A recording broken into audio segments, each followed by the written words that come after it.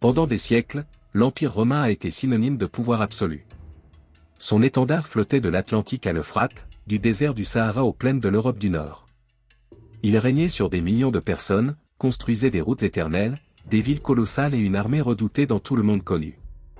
Et pourtant, il y avait une terre qu'il n'a jamais réussi à soumettre. Une région sauvage, couverte de forêts épineuses et de rivières furieuses. Une terre sans ville, sans empire, sans un seul roi. Seulement des tribus. Des barbares. Des hommes qui vivaient libres, armés de lances et de fureurs, refusant de s'agenouiller devant Rome. Cette terre s'appelait Germania. Et pour les Romains, elle devint une plaie ouverte qui ne guérit jamais. Voici le récit de la manière dont le plus puissant empire de l'Antiquité échoua face à des peuples qui n'avaient même pas de nation. Et pourquoi cet échec changea à jamais le cours de l'histoire européenne. Pour les Romains, presque tout avait un nom, une forme, une limite. Mais la Germania était différente. Ce n'était ni un pays, ni un royaume, ni une province. C'était un vaste territoire de forêts, de marais et de montagnes s'étendant au-delà du Rhin, jusqu'au cœur sauvage du continent européen. Il n'y avait pas de gouvernement central.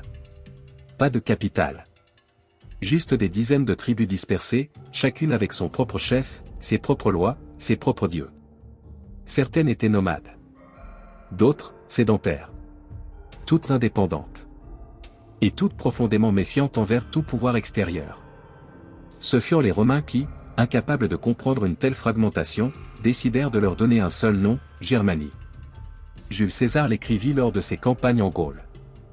Non pas parce que les peuples de cette région s'appelaient ainsi eux-mêmes, mais parce que, pour les Romains, il était plus facile d'affronter une menace lorsqu'elle portait un nom commun.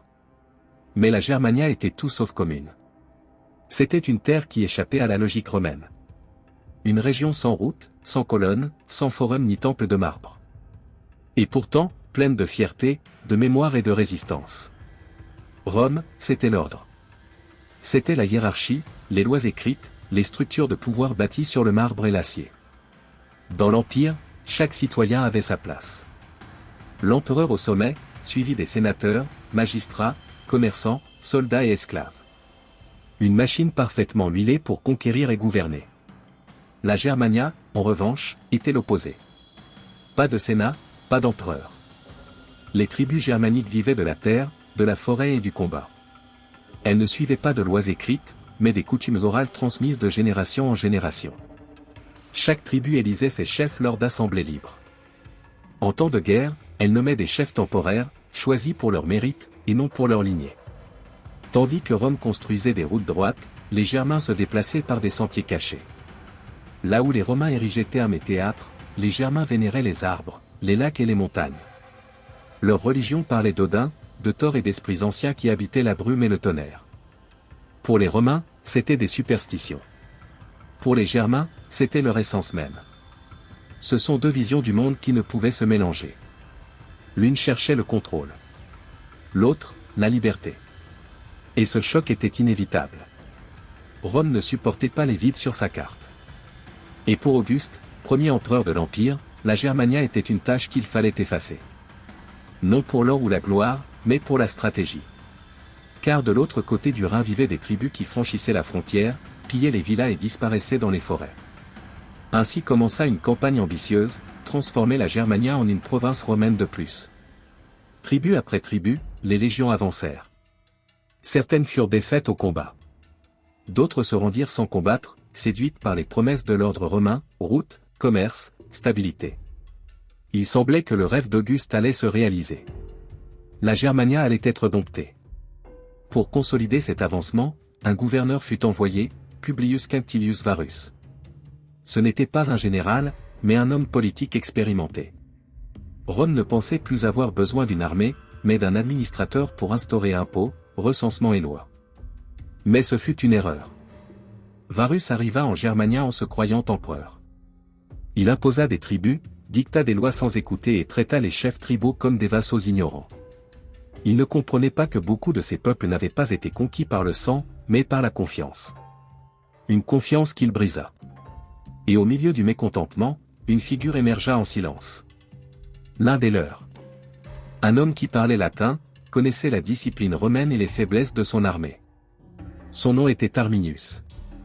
Et il allait changer le destin de Rome à jamais. En 9 après Jésus-Christ. 3 légions romaines, dirigées par le gouverneur Varus, marchent au cœur de la Germania. Ils croient qu'ils vont réprimer une petite révolte. Ce qu'ils ignorent, c'est qu'ils marchent droit dans un piège. Arminius, le jeune chef germanique que Rome avait élevé comme l'un des siens, avait feint la loyauté pendant des années. Mais maintenant, il a secrètement uni plusieurs tribus. Et il a choisi l'endroit parfait pour frapper, la forêt de Teutoburg. Alors que les soldats romains avancent sur des sentiers étroits, sous une pluie constante et dans la boue jusqu'aux chevilles, les Germains attendent cachés entre les arbres. Il n'y a pas de formation de bataille possible. Pas d'espace pour manœuvrer. Juste une colonne interminable d'hommes pris entre le brouillard, le froid et le silence de la forêt. Alors, l'attaque.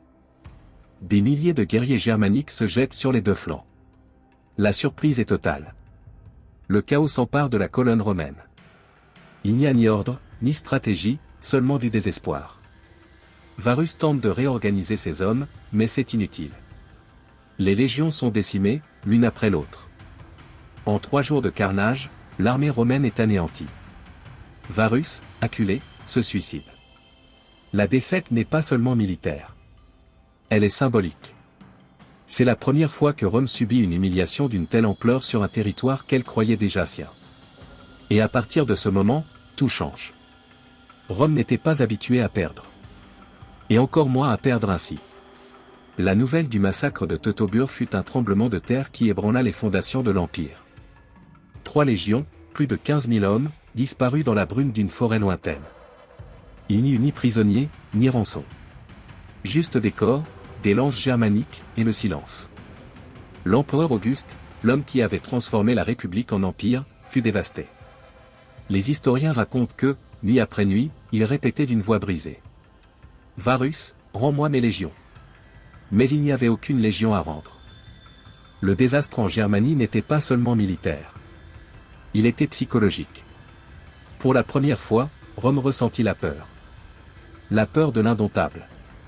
La peur d'un ennemi qui ne pouvait être absorbé, qui ne pouvait être dompté avec des pièces, des aqueducs ou des promesses de citoyenneté. Les conséquences furent profondes. Rome abandonna son rêve de conquérir la Germanie.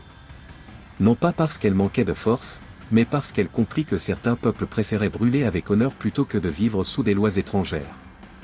Une nouvelle frontière fut établie. Non pas une simple limite géographique, mais un mur invisible entre deux visions du monde.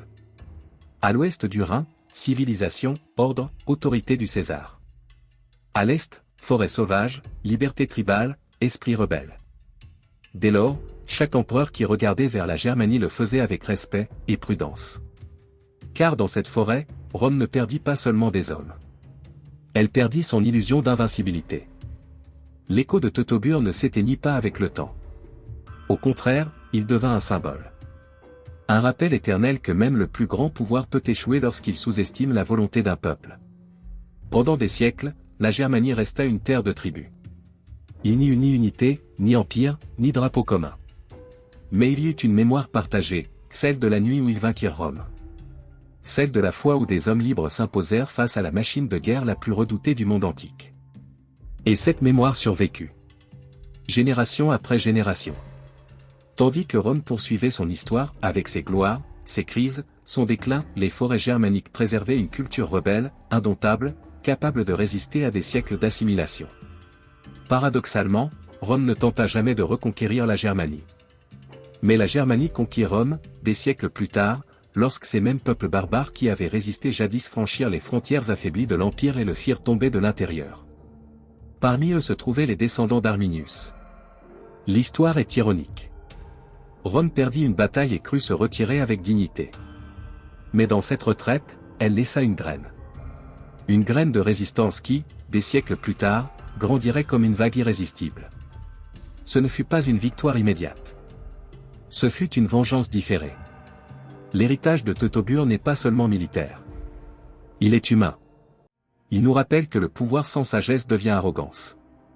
Et que la liberté, lorsqu'elle est défendue avec l'âme, peut résister même au plus puissant empire de son temps. L'histoire de la Germanie ne concerne pas seulement une bataille perdue. Elle concerne la limite invisible que même les empires les plus puissants ne peuvent franchir, l'âme d'un peuple déterminé à ne pas se rendre. Car les épées et les conquêtes ne suffisent pas. Les lois et les villes ne suffisent pas.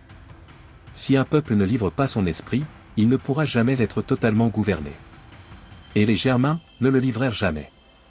Tandis que Rome écrivait son héritage dans la pierre, les forêts de Germanie écrivaient le leur dans le sang, dans le silence, dans la liberté. Aujourd'hui, des milliers d'années plus tard, le souvenir de cette résistance demeure vivant. Dans chaque recoin du monde où quelqu'un refuse de céder à l'injustice. Là où quelqu'un se bat pour sa dignité, son identité, son droit de vivre s'enchaîne.